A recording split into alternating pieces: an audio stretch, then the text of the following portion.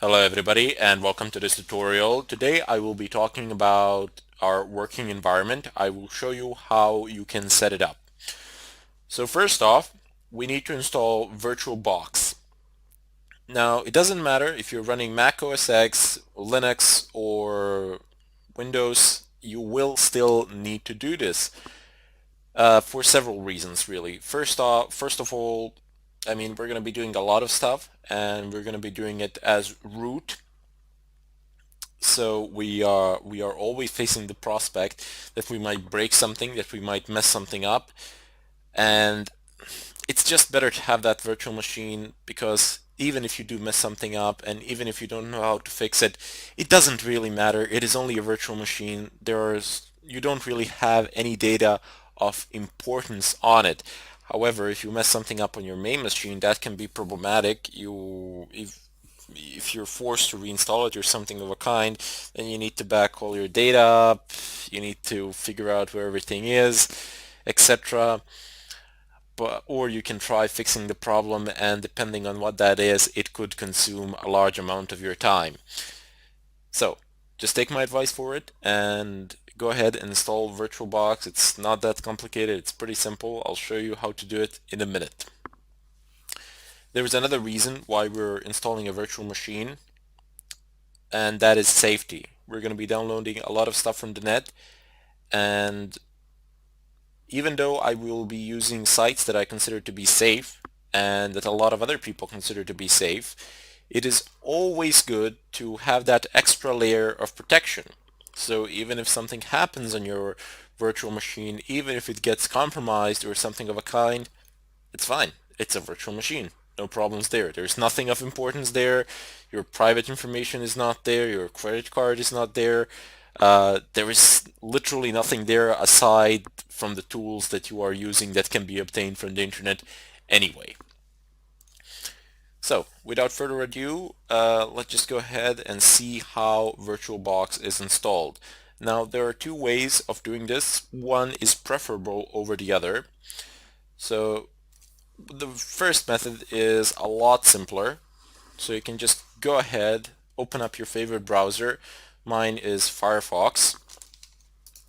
Use your favorite search engine. Type in Virt VirtualBox.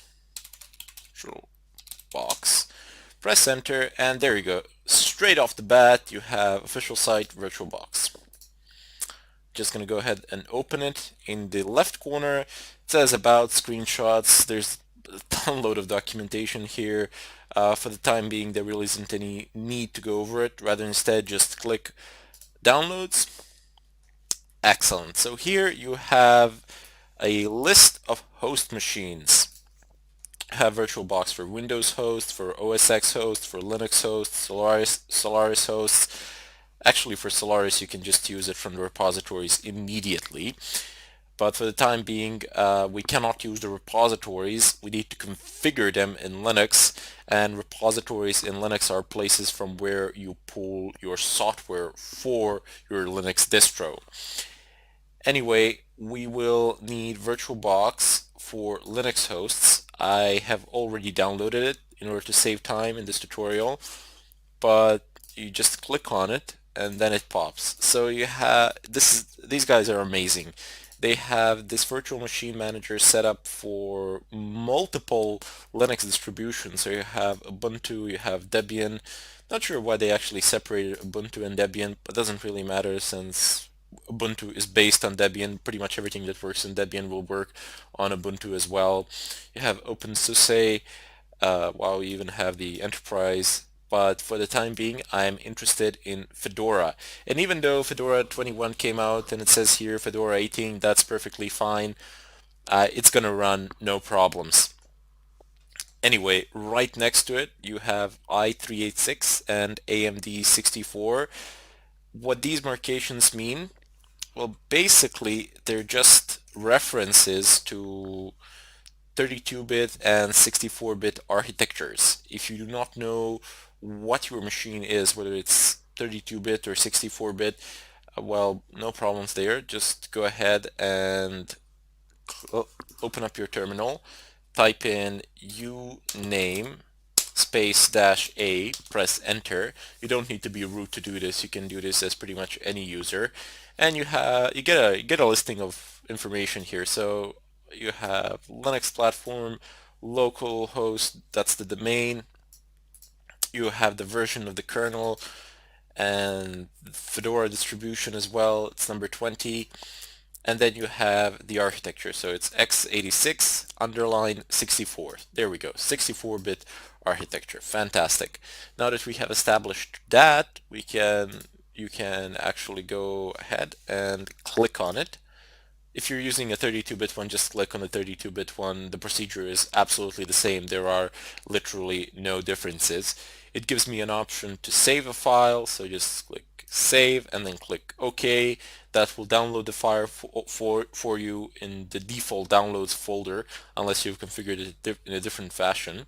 I'm just going to go ahead and cancel it because, as I said, I've downloaded it previously in order to save some time in this tutorial.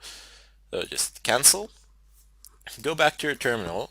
Now clear the screen. You will need to be root in order to do this. So just type in su, press enter, and type in your password.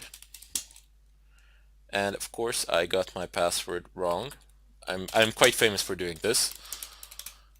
I don't know why, but it's fine when I forget my passwords. When I forget my encryption keys, that can be a bit of a problem.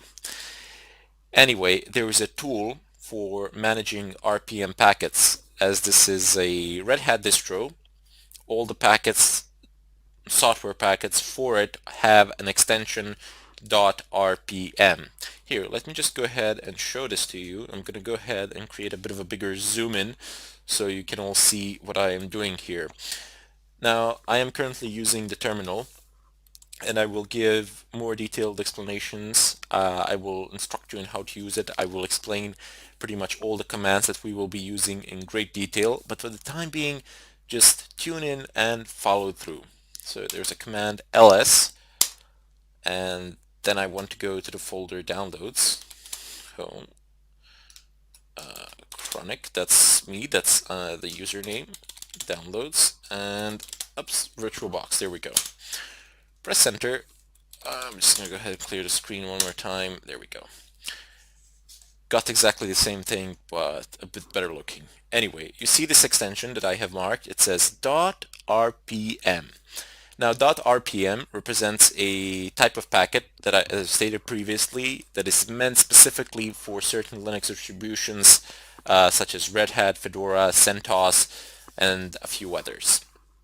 What you can do is use your default RPM software. So just type in RPM space -i argument is for install, and then specify the path to your package. So home, chronic, downloads, VirtualBox, and press enter from here. Now again, this process is automated. There isn't much that you need to do here.